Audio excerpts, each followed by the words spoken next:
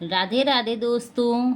हम लोग डॉक्टर नगेंद्र की बुक से वाचन कर रहे हैं और आदिकाल चल रहा है। और आदिकाल में हम लोगों ने नामकरण की समस्या देखा।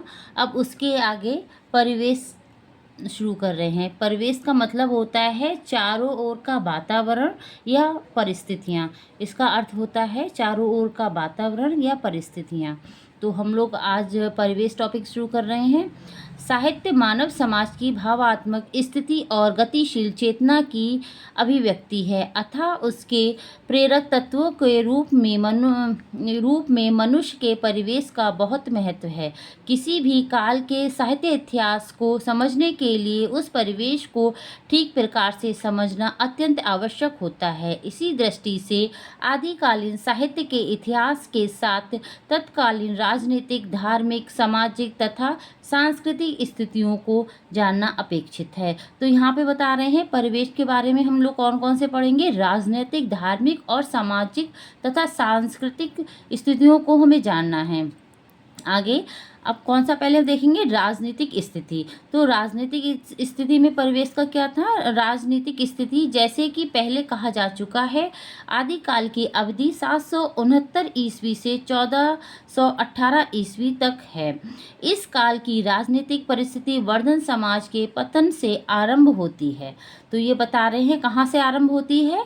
वर्धन, हर्षवर्धन के साम्राज्य से के पतन से आरंभ होती है। अंतिम वर्धन सम्राट हर्षवर्धन के समय से ही उत्तरी भारत पर यवन आक्रमण आरंभ हो गए थे। हर्षवर्धन ने दृढ़ता से उसका सामना किया, किंतु आक्रमणों की उस आंधी को वह रोक न सका। उसकी समस्त शक्ति और उस प्रतिरोध में ही समाप्त हो गई। उसके साथ ही वर्धन साम्राज्य भी लड़खड़ा उठा। हर्षवर्धन की मृत्यु ने भारत को संगठित सत्ता के खंड खंड हो जाने की सूचना दी तथा वे राजपूत राज्य सामने आए जो निरंतर युद्धों की आग में जलते जलते अंततः विशाल इस्लाम साम्राज्य की नींव में समा गए।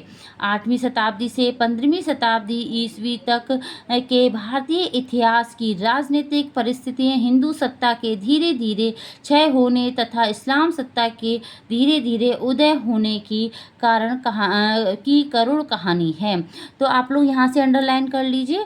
8वीं शताब्दी से 15वीं शताब्दी ईस्वी तक के भारतीय इतिहास की राजनीतिक परिस्थिति हिंदू सत्ता के धीरे धीरे क्षय होने तथा इस्लाम सत्ता के धीरे धीरे उदय होने का करुण कहानी है।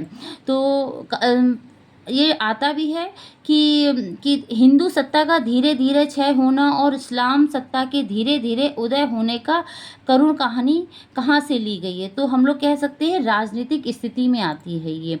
इसी ने उस मना स्थिति को जन्म दिया था जिसमें कोई भी एक प्रवृत्ति साहित्य में प्रधान ना हो सकी।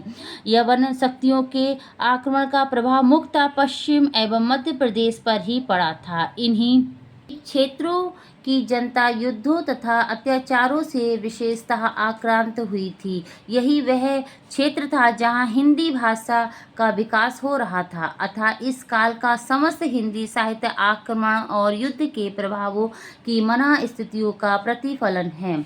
आदिकाल के इस युद्ध प्रभावित जीवन में कहीं भी संतुलन नहीं था। जनता पर विदेशी आक्रांतों के अत्याचारों के साथ साथ युद्धकामी देशों राजाओं के अत्याचारों का क्रम भी बढ़ता चला गया। वे परस्पर लड़ने लगे और प्रजा पीड़ित होने लगी। पृथ्वीराज चौहान, जयचंद, परमर्दी देव आदि की पारस्परिक लड़ाइयाँ अंतहीन कथाएं बनती गई।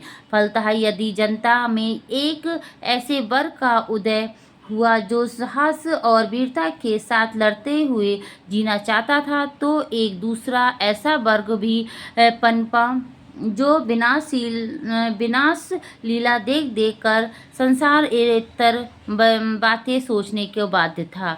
अराजकता, गृह कलह, विद्रोह, आक्रमण और युद्ध के वातावरण में यदि एक कवि आध्यात्मिक जीवन की बातें करता था, तो दूसरा मरते मरते भी जीवन का रस भोग लेना चाहता था। एक तीसरा ऐसा भी कवि था जो तलवार के गीत गाकर गौरव के साथ जीना चाहता था। यही इस काल की राजनीतिक परिस्थितियों की एक विचित्र देन है, जिसके फलस्वरूप यदि स्त्री भोग हठ योग से लेकर आध्यात्मिक पलायन और उपदेशों तथा तक का साहित्य एक ओर लिखा गया, तो दूसरी ओर ईश्वर की लोक कल्याणकारी सत्ता में विश्वास करने, लड़ते लड़ते जीने और संसार को सरस बनाने की भावना भी साहित्य रचना के मूल में सन्निहित हुई।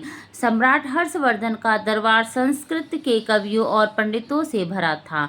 अपभ्रंश और जनभाषा के कवियों को उस समय कोई प्रोत्साहन नहीं मिलता था, किंतु राजपूतों की राजधानियां स्थापित हो जाने के पश्चात लोक भाषा का आदर बढ़ने लगा।